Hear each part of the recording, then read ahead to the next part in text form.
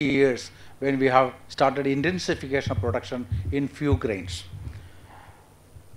And as is well explained here, the close linkage between the poverty and biodiversity is appreciated by everyone, and these relationships are mutually inclusive, and our efforts have been to conserve the biodiversity to mitigate not only the real-time poverty but also the agricultural prosperity in the future. So this relationship is very important, and this is the biodiversity has to be seen in totality, particularly agrobiodiversity. And Dr. Gowda explained the kind of germplasm available in the gene banks and how much is being used in the crop improvement program. It indirectly says the kind of crops we have today represent a very, very narrow base of the existing germplasm in all kind of crops. So the food basket, the genetic variability of the food basket over the period has been extremely narrowing, and the policies of our research, production, domestic distribution and processing and trade are promoting only very few crops. And this has got in the morning there was a discussion on policy, impact of policy on biodiversity, existence of biodiversity as well as its conservation. This is pushing out many other traditional crops, and the diversity which is the past played important role in the local food and nutritional security of several communities. And if you look at the global production of the recent FAO data, it shows nearly 89, close to 90% of the grain are contributed by the three species.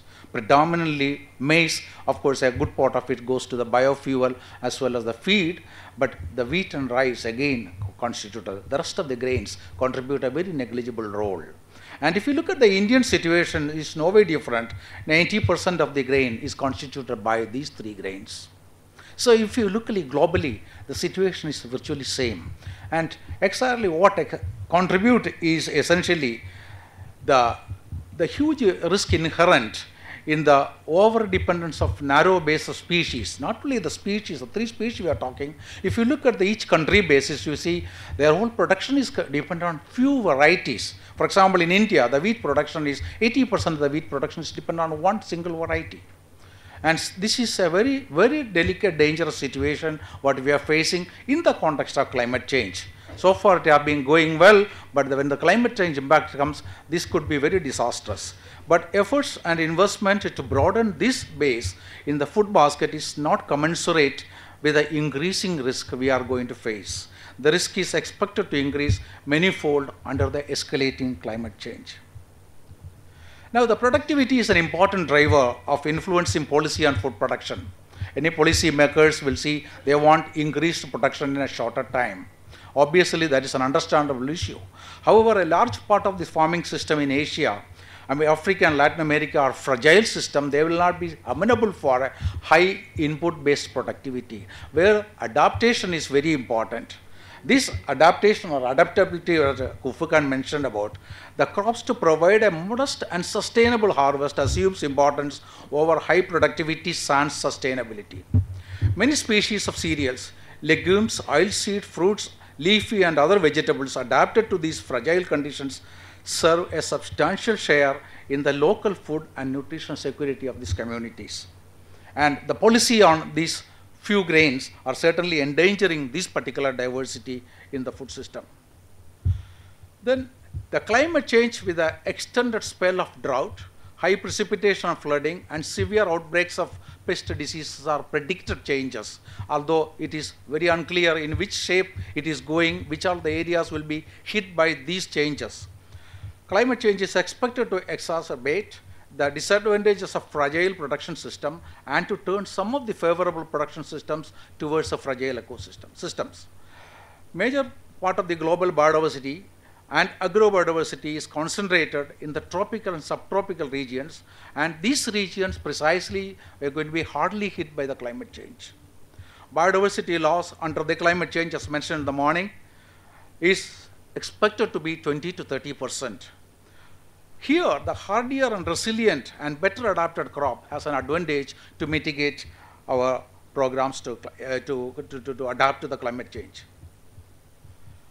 The crops which are now neglected are underutilized and better adapted to the fragile environment offer opportunities under climate change. They have a genetic architecture conferring high resilience to climate and hence adaptation. In general, it appears that during the multiple cycle of crop improvement, with a very narrow genetic base, crossing within the few genotypes, as was mentioned earlier, in the process of evolving high-yielding varieties, it appears most of the genes which confer the adaptability which is evolved over the evolutionary period, what we call adaptive gene complexes, seems to have either lost or either got disintegrated in the high-yielding varieties. Unless they are given adequate protection, they are not going to be adapted. So therefore, the promotion of on-farm conservation of neglected crops and their genetic diversity and their improvement for enhanced productivity without compromising on their adaptive strength could be one of the important approaches to adapt agricultural systems to the climate change at local level. Many among these groups of plants are also fortunately notable for their nutritional as well as nutraceutical values. A case in point is the small millet which we are working with Biodiversity International. And they are known for being superior in chemical profile of their in terms of protein, amino acids, fiber, minerals such as calcium, iron and magnesium, vitamins such as thiamine, niacin and folic acid. Their global glycemic value is also a valuable tool today for mitigating the diabetic, which is very increasingly, the frequency is increasing in countries like India. So this is for convincing data here to show the nutritional advantages of these grains which are at the bottom of the table, the top table, and the bottom table gives the amino acid profile. You may kindly see the whichever is highlighted with the white background, they are all higher level of amino acid in comparison with the three major cereals we are talking about. So many of the local communities in India where these crops are popular, they put a good part of their land, which is a rain-fed land, for these crops. This particular shows in an area region where we are working in Koraput of Orissa, where the tribal communities largely depend upon this grain. 52% of their grain consumption is contributed by millet. They put good part of their land for these crops. So we have improved the consumption pattern by introducing new kind of a value addition to the products, which will be even acceptable to the urban communities, thus thereby creating opportunity for marketing these products and enhancing their income. And the products you may see in the exhibition stall, there are different products what we have developed and the communities are selling in their local as well as in the urban market, which is getting them very high income. And these are all the products being developed and sold in the market.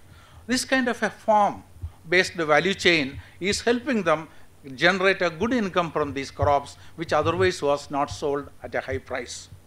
And the kind of income they can earn, both from the improved agronomy as well as improved value addition, are phenomenal. In fact, one can get even up to 20,000 Indian rupees from 1 hectare of land by these crops alone. So in conclusion, I will say the policies promoting diversification of production and consumption by including a broader range of plant species and in the food basket may contribute significantly to improved health and nutrition, livelihood, household food and nutrition security, and ecological sustainability. They strengthen our preparedness to the climate change. In this context, the underutilized plant species offer a complementary role in achieving Millennium Development Goal 1, particularly in combating hidden hunger and offering income generation options at local level. Thank you very much.